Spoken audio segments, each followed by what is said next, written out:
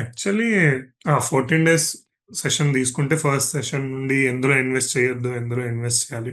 Formulas అనేవి నాకు బాగా నచ్చాయండి. ఎక్కడ ఫార్ములాస్ అయితే ఉండవు.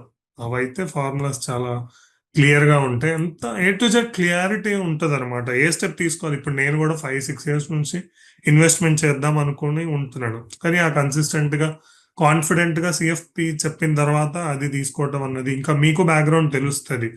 ఏది ఇన్ఫ్లేషన్ అడ్జస్టెడ్ రిటర్న్స్ గాని అవన్నీ క్లియర్‌గా అనిపిస్తాయి నాకు. ఎక్కడ బయటైతే ఆ ఫార్ములాస్ అయితే ఉండవు. అదైతే నాకు ఫార్ములాస్ బెస్ట్ అనిపిస్తాయి. అవి మీకు హ్యాండీ ఉంటే గనక మీరు ఏదైనా చేయగలరింక. ఇప్పుడు నా ఫ్రెండ్స్ నన్ను అడుగుతా ఉంటారొచ్చి, ఈ ఎస్‌బీఐలో ఏదో పెడితే ఇంత డబ్బులొస్తాయంట అంటే, నేను చెప్తాను వాళ్ళకి ఆ ఫార్ములాస్‌లో వేసి అవన్నీ రిటర్న్స్ సరిగ్గా ఉండవు. యూలిప్స్ ఇవన్నీ అని చెప్పి అవేర్‌నెస్ ప్రోగ్రామ్ ఏదైతే మీరు చెప్తారో దానికి 100% సూట్ చేస్తుంది.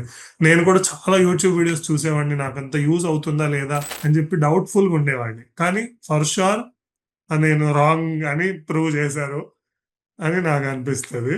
బేసిక్‌గా ఏం డౌట్స్ ఉన్నా కూడా క్లారిఫై చేస్తారు. తర్వాత ఈ వన్ ఆన్ వన్‌లో కూడా ఈ గోల్స్ ప్రతి ఒక్కరికి ఇలా మీరింత క్లారిటీగా చెప్పటం ఇది కూడా వెరీ అప్రిషియేటింగ్ థింగ్ అనమాట.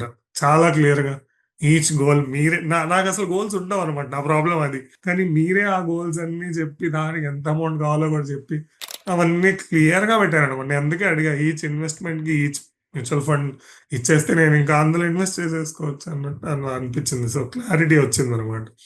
గోల్స్ వైస్ గాని మీరు చెప్పినట్టు చేశారు. మీరే ఫాలో అప్ చేసి మొత్తం. Thank you. Thank you.